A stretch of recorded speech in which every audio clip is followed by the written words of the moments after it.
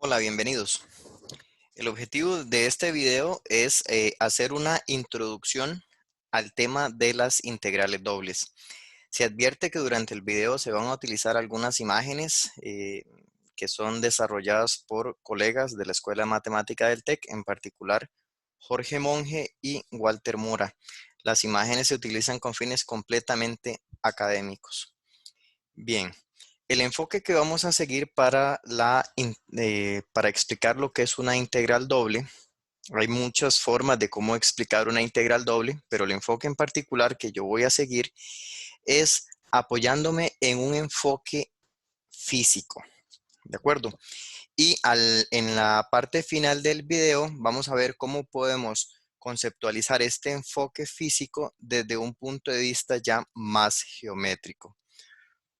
Entonces, el concepto de la física que vamos a utilizar para explicar lo que es una integral doble será la masa de una lámina.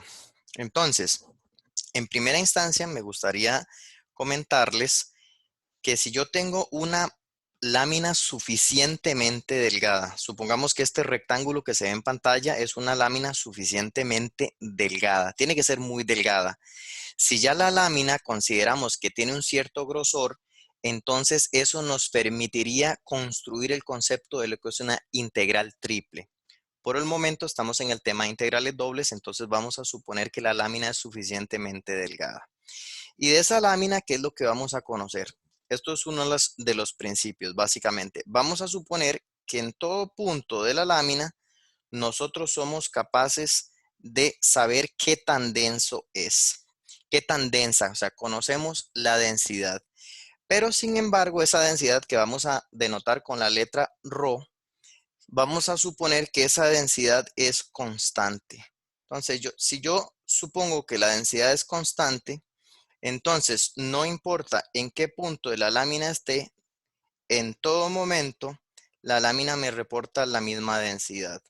Entonces, en términos físicos, si uno tiene una lámina rectangular a la cual le quiere calcular la masa, si la masa, perdón, si la lámina tiene una densidad constante, simplemente lo que necesitaríamos es saber la longitud y el ancho de la lámina, con el cual podríamos calcular su área. Y para calcular la masa, simplemente haríamos el producto de la densidad con el área de la lámina, que en este caso sería simplemente la densidad multiplicado por el largo y por el ancho. ¿De acuerdo? Entonces, cuando yo tengo una lámina de densidad constante, suficientemente delgada, si queremos calcular la masa, simplemente lo que hacemos es multiplicar la densidad con el área de la lámina. Para esto es un problema en el cual no se necesita cálculo. El problema que da origen ya a las integrales dobles, bajo el concepto de la masa, es justamente qué pasa si yo tengo una lámina que es de densidad variable. Si es una lámina de densidad variable. Entonces, ¿qué quiero decir con eso? Que ahora tenemos un fenómeno como el que se presenta en la siguiente imagen, en la cual se está presentando un rectángulo que es el que está simulando la lámina, que sigue siendo una lámina rectangular, y estamos utilizando un efecto gradiente en el color de la figura como para simular que, por ejemplo, en puntos acá en esta parte donde se ve como más claro, se supone que eso lo que estamos tratando es de simular que ahí la lámina es menos densa comparada, por ejemplo, con puntos en esta otra esquina de la lámina que les estoy marcando, en el cual ahí hay una tonalidad un poquito más oscura. Entonces se supone que ahí la lámina es más densa. Entonces, ¿qué es lo que pasa? Que en un problema como este, yo no podría simplemente calcular el área del rectángulo y multiplicar por la densidad, porque la densidad no es constante.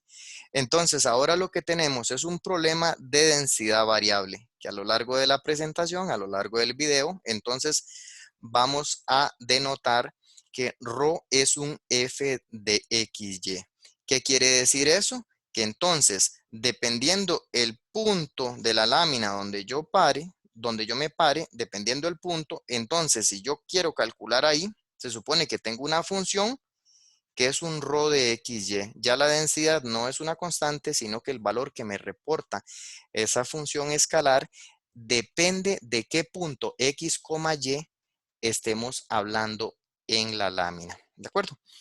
Entonces, si yo quiero resolver este problema, entonces ya no es suficiente con hacer una multiplicación. Entonces, la pregunta es, ¿qué se hace y cómo de este problema puede surgir el concepto de una integral? Bien, entonces, ¿qué es lo que vamos a hacer? La idea es la siguiente. Yo tengo entonces mucha variabilidad en la densidad de la lámina. Entonces, si yo tengo puntos acá y me muevo a puntos por acá, entonces hay mucha variabilidad. La densidad varía entre puntos. Por supuesto, se supone que la densidad es uno de los principios básicos, que si yo analizo puntos muy cercanos, pues en puntos muy cercanos, entonces la densidad debería cambiar poco. La densidad varía de manera continua, por ejemplo, como otros fenómenos físicos como la temperatura, en el sentido que si yo hago mediciones en instantes muy cercanos, la temperatura debería reportar muy similar, la temperatura del ambiente me refiero. Entonces, la densidad, por ejemplo, en puntos, como les mencionaba, si yo me centro en puntos muy cercanos, entonces en todos estos puntos que están muy cercanos, aquí debería de reportar densidades muy parecidas. Sin embargo, si yo estos puntos los comparo con los de acá, entonces como son puntos que no están cercanos entre sí, ahí sí podría haber mucha variabilidad si comparo puntos de esta zona con puntos de esta zona. Entonces, globalmente en la lámina decimos que hay mucha variabilidad. ¿Cómo controlamos esa variabilidad? Ahí es donde está la ciencia, que es lo que nos lleva al concepto de lo que es una integral doble. Entonces, para eso, lo que vamos a hacer es un mallado de la lámina, ¿de acuerdo? Lo que es el mallado tiene una definición formal que vamos a pelotear un poquitico más adelante. Por el momento vamos a hacerlo muy intuitivo. Simplemente, ¿qué es lo que estamos haciendo? Estamos tomando la lámina y la estamos subdividiendo en rectángulos. Esos rectángulos o subláminas, si quieres verlo desde ese punto de vista, no tienen por qué tener la misma, no tienen por qué ser todas iguales. En la figura que se presenta, podría sugerir la idea de que todas las sublaminitas tienen por qué ser iguales. Y si uno quiere, podrían ser todas iguales, eso no importa, pero no tienen por qué serlo. O sea, perfectamente unas podrían ser más grandes que otras. Pero bueno, ¿cuál es la idea de particionar una lámina? La idea de particionar la lámina es yo poder controlar la variabilidad de la densidad. Entonces, por ejemplo, si yo particiono, la idea es ir aproximando el valor de la masa en cada una de estas subláminas. Si yo soy capaz de aproximar la masa en cada una de estas subláminas por separado, de alguna manera, entonces, ¿qué es lo que uno hace posteriormente? Pues entonces aproxima la masa en esta laminita, aproxima la lámina en la que sigue, en la que sigue, en la que sigue, y va sumando esas aproximaciones, lo cual me va a dar entonces una aproximación de la masa total de la lámina. Ese es el principio, de hecho, que vamos a utilizar, y va a ser el principio de las sumas de Riemann. Bien, entonces, ¿cuál es la historia que está detrás de esto? Entonces, la historia básicamente es que entonces a mí, por ejemplo, cuando yo me centro en esta lámina de la esquina, a mí ya no me va a interesar comparar la densidad que se me genera en puntos dentro de esa sublámina, por ejemplo, con los puntos en esta otra. O sea, es lógico, por ejemplo, que si yo comparo puntos de acá con puntos de acá, entonces las densidades van a ser muy diferentes, pero a mí no me interesa eso. A mí lo que me va a interesar es hacer un análisis local en cada una de las subláminas. Entonces, si yo comparo los puntos solamente entre sí, los puntos dentro de esa lámina, la variabilidad, o sea, si yo tuviera alguna forma de cómo medir la densidad en esa sublámina, en cada uno de esos puntitos, entonces, el resultado que yo obtengo debería ser muy parecido porque se supone que la densidad varía de manera continua. Entonces, puntos cercanos deberían reportar densidades muy similares.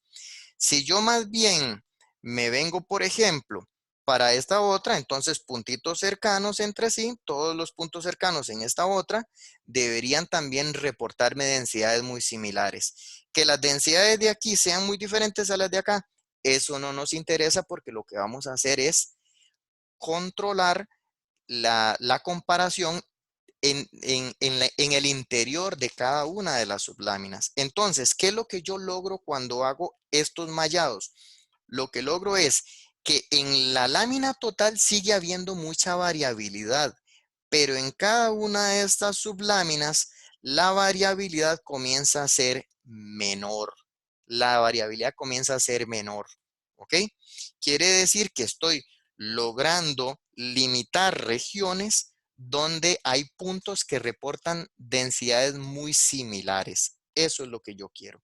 Y ojo, los mallados, lo que uno busca, digamos, cuando trata de desarrollar una integral, es que esos mallados sean lo más finos posibles. O sea, que haya alguna forma de cómo ir refinando los mallados. Entonces, les muestro, por ejemplo, de hecho, este mallado que se muestra es muy burdo. O sea, se supone que las subláminas todavía están muy grandes.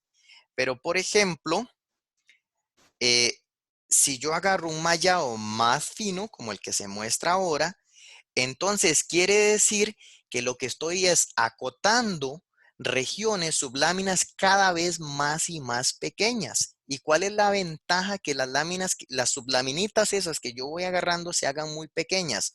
La ventaja entonces, si extraemos una sublámina como esta que ya está muy pequeña y la analizamos, lo que quiere decir entonces que todos estos puntitos, que hay infinitos puntos, si yo llego en un punto como este y hago un análisis de la densidad y me dice que es un ρ de XY, entonces, a pesar de que la densidad es variable, porque estamos en un problema de densidad variable, se supone que entonces todos los otros puntos que están en la misma sublaminita deberían tener una densidad muy similar a quién, a esta que estamos calculando acá. Entonces, ese es el principio justamente de aproximar la masa de la lámina, es irse apoyando en mallados cada rato más y más finos. Sigo defendiendo la idea que obviamente si yo me vengo a esta otra lámina y hago una medición de la densidad, entonces es bastante lógico y claro que los puntos de acá con los puntos de esta otra sublámina reportan densidades diferentes. Pero eso no es lo que me interesa. A mí lo que me interesa es hacer un análisis local de la densidad en cada una de las láminas. Bien, todavía aquí ya está un poco más exagerado. Yo creo que ya se va entendiendo la idea. Entre más fino sea la partición, entonces la variabilidad local en cada una de las subláminas tiende a cero. ¿De acuerdo? La variabilidad, yo sé que la variabilidad en toda la lámina puede ser mucha, pero lo que me estoy refiriendo es que localmente la variabilidad de la densidad en los puntos, o sea, qué tanto varía la densidad de un punto a otro en una misma sublámina, esa variabilidad tiende a ser nula, ¿de acuerdo? Esa variabilidad tiende a cero en cada una de las subláminas en la cual estamos mallando la lámina completa. Bien, entonces, así se entiende desde un punto de vista muy intuitivo, pero de una vez viene la pregunta y uno dice, y bueno, ¿y este concepto intuitivo que usted acaba de plantear, cómo lo podemos formalizar? Bueno, entonces, para poder formalizar, necesitamos recurrir al concepto de una partición que es equivalente a la que ustedes utilizaron en un curso básico de cálculo en una variable, cálculo diferencial, para aplicar las sumas de Riemann y poder definir la integral en una variable. Entonces, ¿qué es lo que vamos a hacer?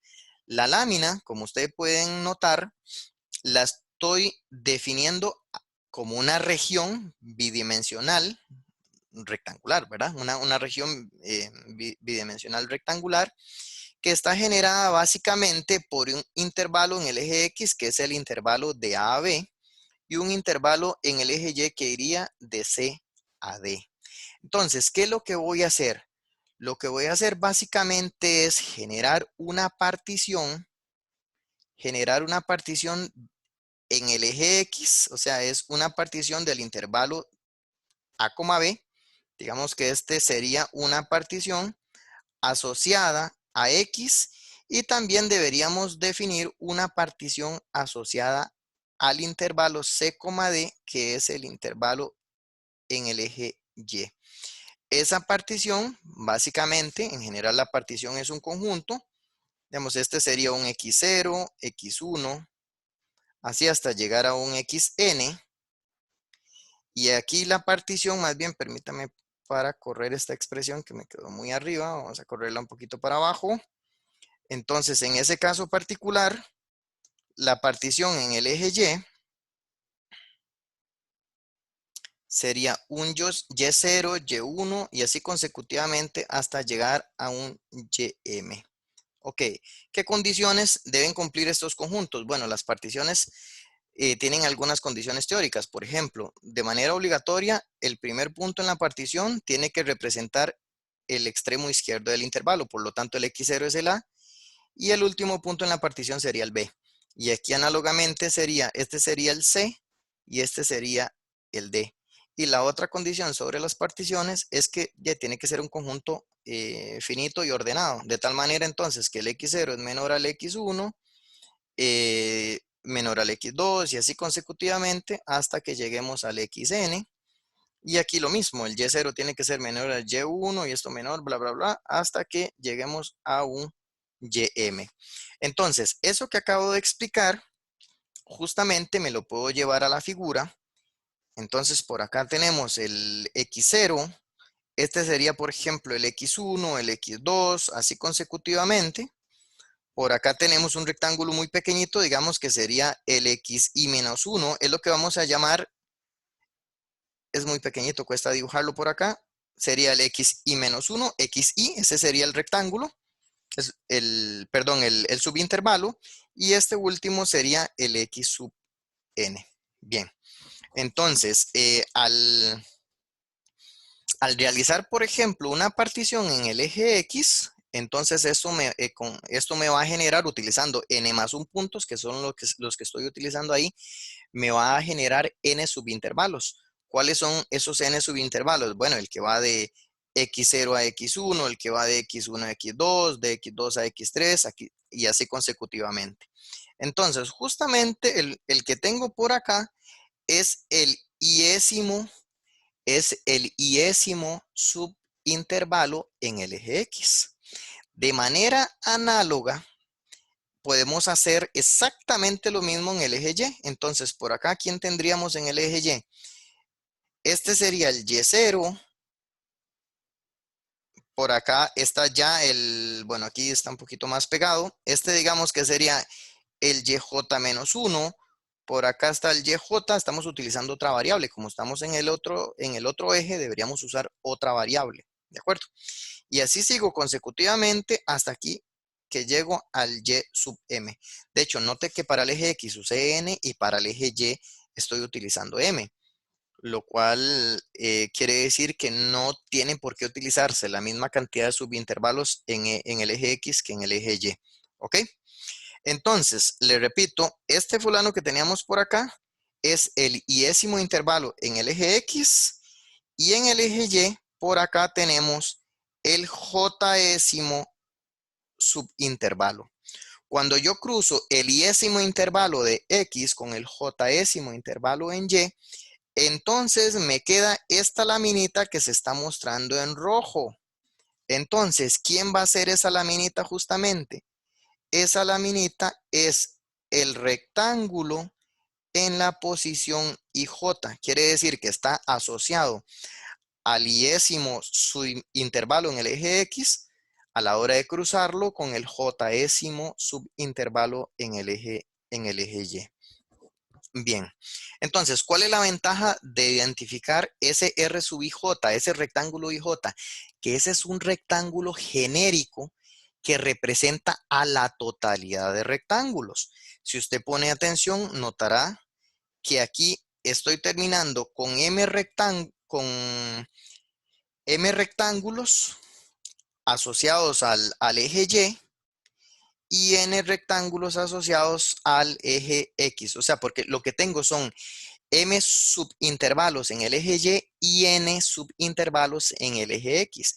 Entonces, si yo le pregunto a usted, en total, yo estoy mallando la lámina en un montón de laminitas. Aquí tengo un montón de laminitas. En total, ¿cuántas tendría? Voy a tener, perdón, un total de M por N subintervalos, no, perdón, M por N rectángulos, o en el lenguaje de la lámina, quiere decir que en total tengo M por N subláminas. Ok, les decía, ¿cuál es la ventaja de uno identificar un rectángulo genérico R sub i J? Que se supone que ese representa a todos los demás. Entonces, si yo hago alguna explicación teórica sobre el R sub i J, automáticamente esa explicación se puede extrapolar a todos los otros rectángulos. ¿De acuerdo? Bien, entonces haciendo eso, vamos a extraer, de acuerdo de lo que acabamos de hacer, ¿verdad? Entonces vamos a extraer el rectángulo R sub i J. Y ese rectángulo, entonces, vamos a decir, bueno, lo que queremos es calcularle el área a ese rectángulo. Entonces, como pueden notar, aquí en el eje le podemos hacer un pequeño agrandamiento a la explicación. El rectángulo iésimo para efectos del eje X va desde X sub i menos 1 hasta XY. ¿De acuerdo? Entonces, si yo le digo a usted que me calcule la medida de ese rectángulo, entonces la medida de este rectángulo es lo que vamos a llamar, perdón, de ese subintervalo. Entonces, es lo que vamos a llamar el delta de XY. ¿Qué va a ser el delta de XY? Es la medida del iésimo subintervalo en el eje X. Entonces, como si yo quiero la medida de un intervalo, simplemente agarro el extremo mayor y le resto el menor. Entonces, en este caso particular sería XY menos XY menos 1. De ahí justamente es la expresión que se está mostrando acá. Ese es el delta de XY. Si hago exactamente el mismo proceso, pero más bien en el eje Y, entonces lo que tendría es, por así decirlo, es como la altura de ese rectángulo, la cual vamos a denotar con delta YJ, que es YJ menos YJ menos 1. ¿De acuerdo?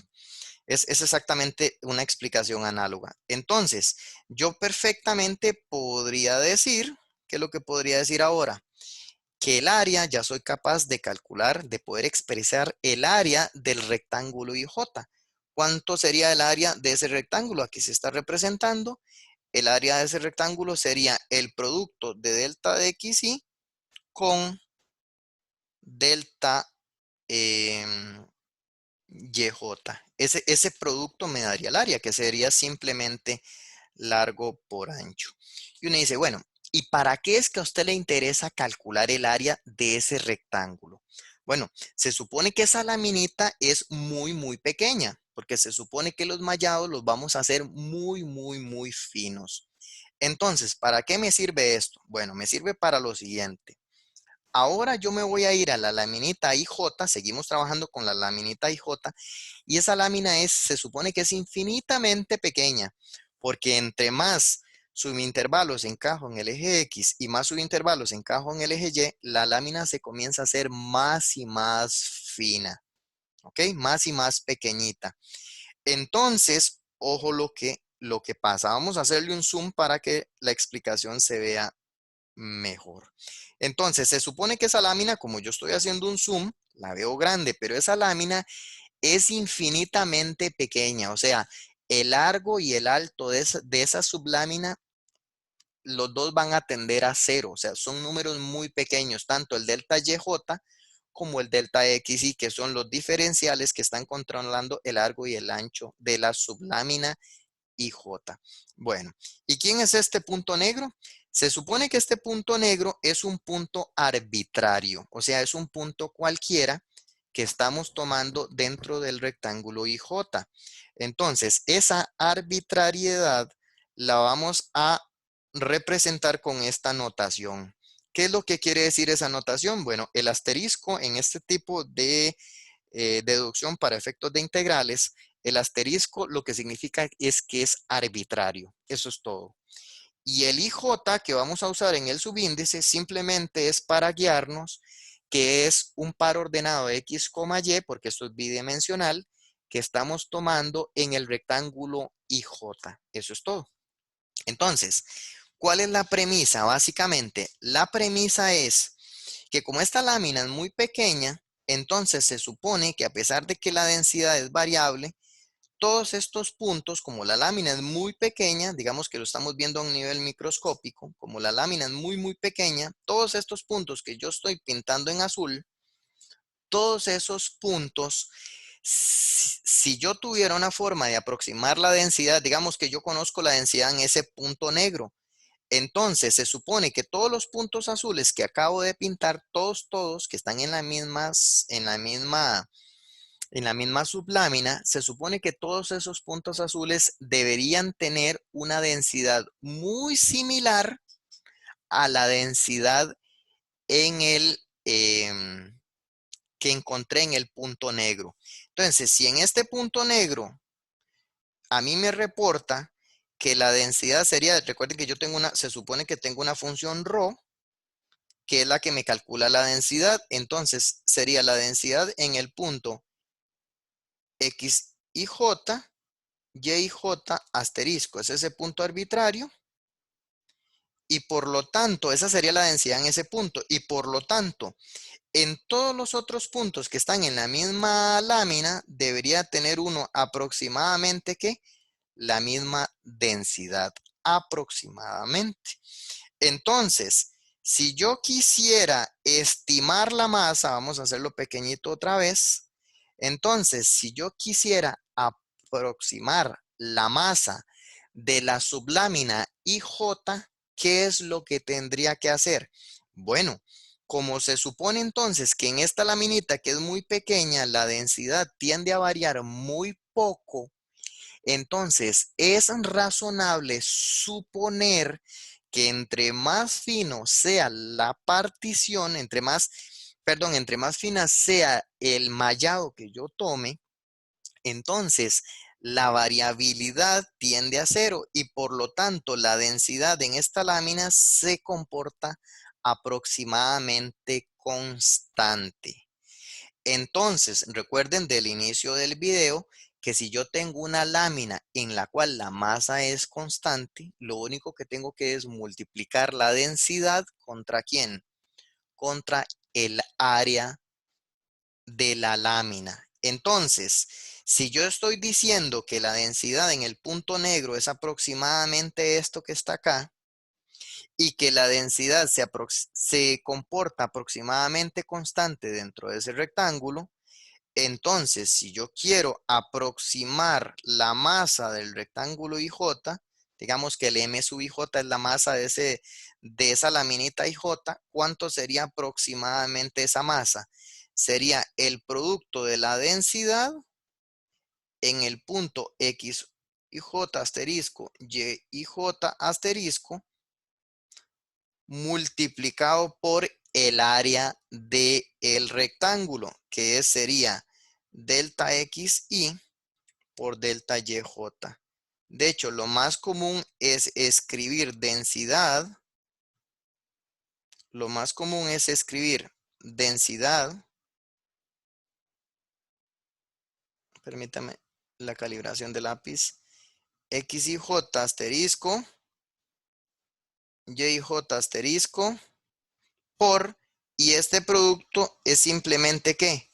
Ese producto es un diferencial de área en el rectángulo IJ. O sea, así vamos a denotar esto, ¿verdad? Entonces, este producto, al fin y al cabo, ¿es un qué? Es un diferencial de área. Y esta expresión, entonces, ¿qué es lo que está haciendo? Lo que está haciendo es aproximar la masa de la lámina IJ.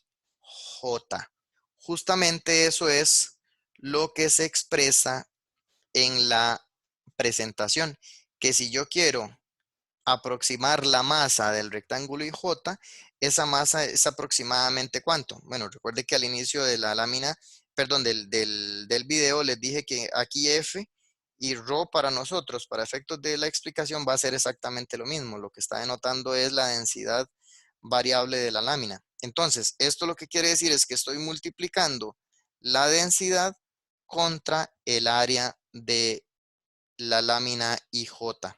¿De acuerdo?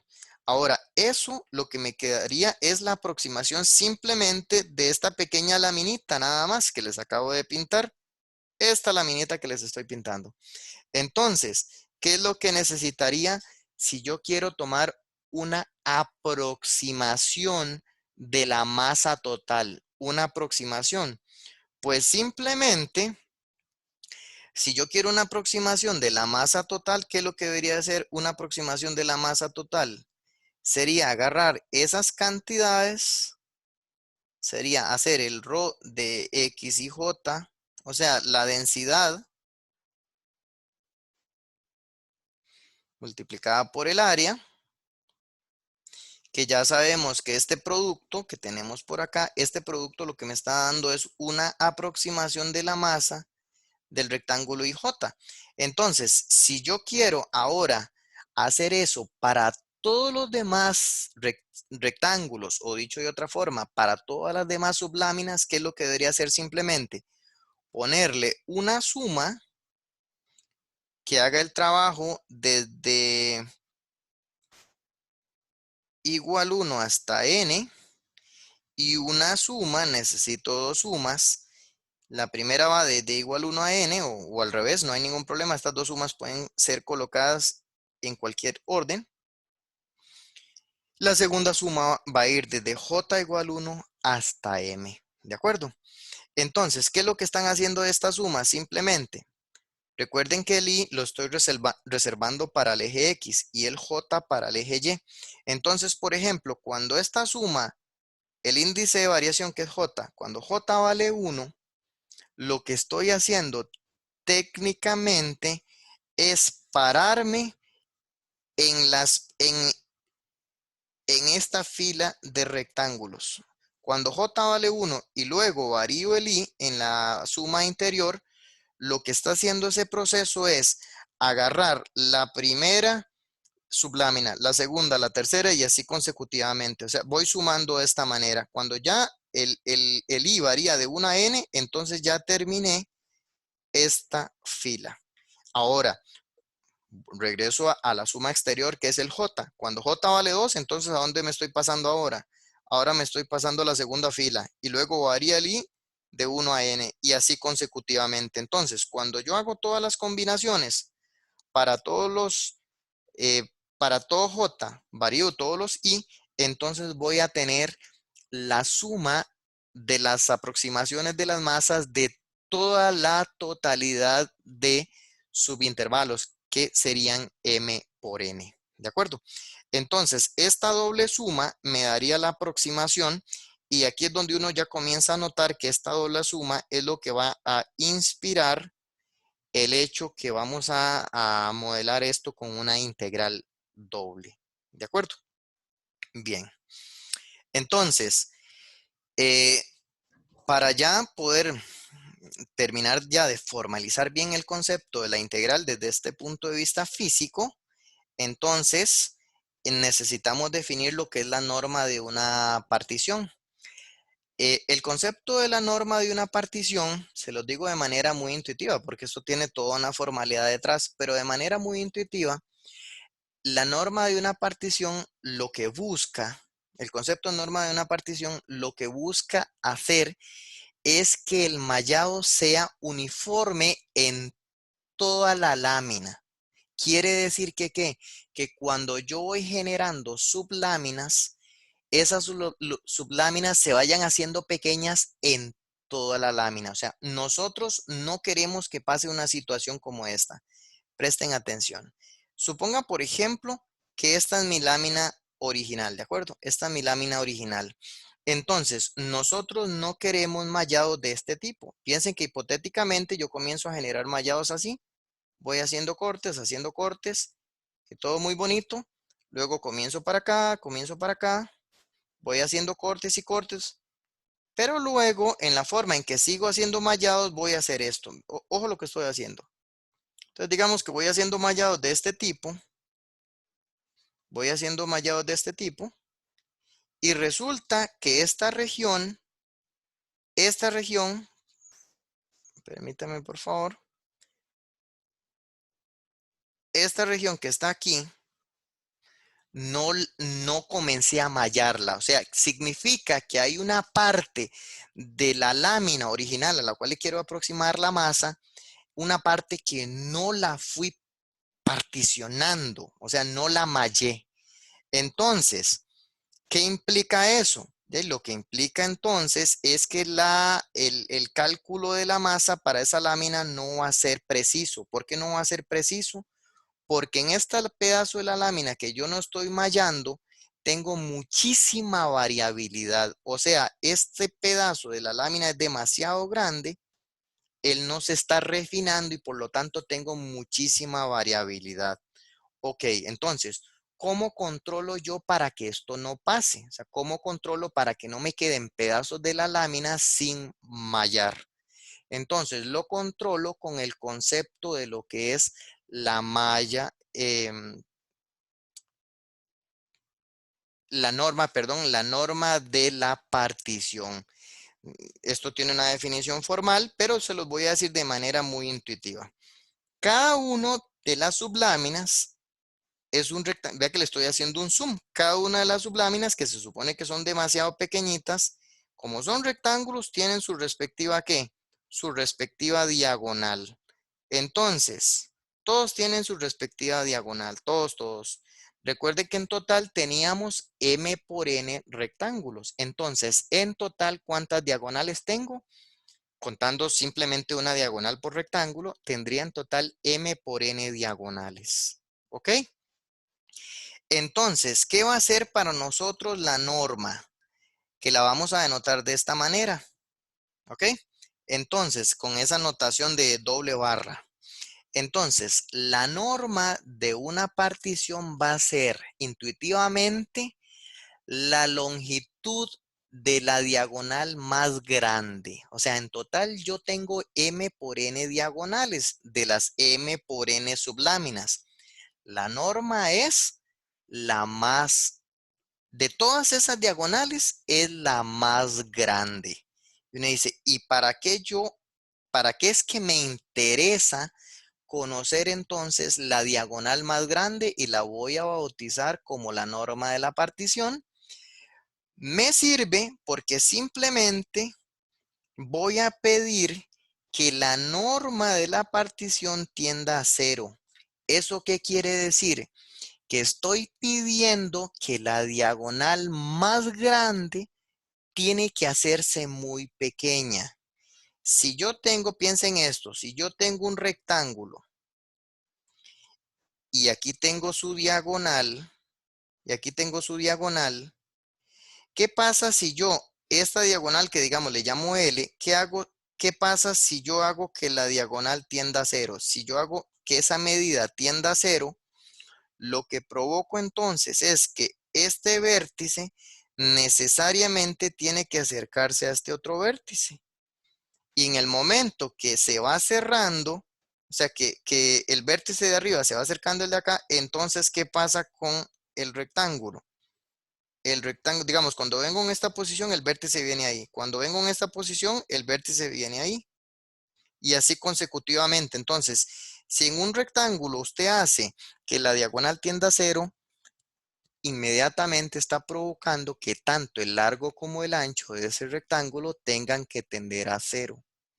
Entonces, si yo pido que la norma del rectángulo más grande tenga que tender a cero, lo que estoy obligando es que el rectángulo más grande tiene que hacerse muy pequeño.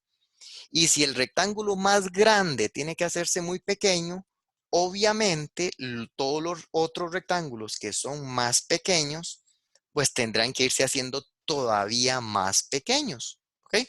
Entonces, intuitivamente, cuando yo pido que la norma de una partición bidimensional, de una región bidimensional, tienda a cero, lo que estoy logrando es que el mallado sea fino en toda la lámina y que no pase fenómenos como este que les expliqué aquí arriba. Entonces es una cuestión de formalidad que permite que se refine por toda la lámina, y recuerden que el refinamiento uniforme en toda la lámina es necesario para asegurarnos que la variabilidad de la densidad tienda a cero en cada una de las subláminas. Bien, entonces, ¿qué es lo que vamos a decir? Lo que vamos a decir es que vamos a definir la masa de la región R de la siguiente manera. Recuerden por lo que les expliqué hace un ratito, que esta expresión que les estoy encerrando es la aproximación de la masa. Esa aproximación cuando ya tiende a tomar el valor de la masa de la lámina, justamente en el momento que le ponemos este límite atrás. ¿De qué se encarga este límite? Lo que está queriendo decir es que estoy tomando refinamientos, o sea, estoy tomando mallados para la lámina de tal manera que son tan finos que cada una de las subláminas tiende a convertirse en un punto. Si en un rectángulo yo comienzo a cerrar el largo y el ancho indefinidamente, el rectángulo tiende a convertirse en un punto. ¿De acuerdo? Entonces, todo esto es una cuestión muy geométrica, muy intuitiva, que es la idea para el curso funciona perfectamente. Bien, entonces, ¿qué va a hacer la masa? Básicamente, la masa de la lámina es justamente la aproximación cuando ya los refinamientos se lograron, cuando ya son refinamientos de tal manera que las subláminas sean muy, muy pequeñas. Entonces, por sí solo yo no puedo definir esta parte como la masa, porque podría estar yo calculando esas sumas sobre mallados muy burdos, donde las subláminas son muy grandes, ¿verdad? ¿Cómo me aseguro entonces que los mallados sean cada vez más finos? Colocando este límite. Y este objeto que está aquí, que me define la masa, es justamente la definición, en caso que este límite exista, es la definición del objeto que vamos a llamar una integral doble. De hecho, se utiliza el símbolo ese que acabo de hacer en virtud de las dos sumas que estamos utilizando. Ujú. Que por cierto, ya en un contexto formal, estas sumas que están acá es lo que vamos a llamar una suma de Riemann para la aproximación de la masa de esa región. ¿De acuerdo? Entonces, en el fondo, una integral doble no es más que el límite de una suma de Riemann. Y de hecho, ese concepto así se definió para una integral en una variable, y es un concepto que se extiende a n dimensiones. En general, la integral en n dimensiones va a ser también el límite cuando la norma de la partición tiende a cero de una suma de Riemann. La diferencia es que aquí, como estoy en una región bidimensional, uso dos sumas, nada más, la suma para J y la suma para I. Si estuviera en un contexto tridimensional, tengo que agregar una suma más y así consecutivamente. Entonces, por eso es que se utiliza esta notación. Se le tiende a colocar debajo del símbolo de la integral, se le coloca R, donde ese R no tiene nada que ver con el conjunto de los números reales, sino que es un R de región. Quiere decir que es una integral doble calculada sobre la región R, donde ¿quién es la región R? Es la lámina bidimensional sobre el cual estamos montando la explicación. Bien, entonces, vamos a borrar eso. ¿Cuál es la función que estamos integrando? Pues la función que estamos integrando sería la función de densidad, ¿ok? Y esa integral doble, con respecto a quién se va a calcular esa integral doble, esa es muy razonable que esa integral doble entonces quede definida a partir de un diferencial de área, ¿de acuerdo? Entonces, en resumidas cuentas, si yo tengo una lámina de densidad variable sobre la cual conozco justamente quién es la función de densidad, entonces la masa de esa lámina no es más que ¿qué? La integral doble de la densidad con respecto al diferencial de área. Eso es, en términos físicos, pues, utilizando el concepto de masa, el significado de una integral doble. Por supuesto que usted en este momento del video, usted podría cuestionarse y uno decir, bueno, y si a mí ya en un problema concreto me dicen que calcule esta integral, ¿cómo se hace? Bueno, lo que tendríamos hasta ahorita es que recurrir a la definición a través de las sumas de Riemann, lo cual luce como un problema muy complicado y en efecto lo es.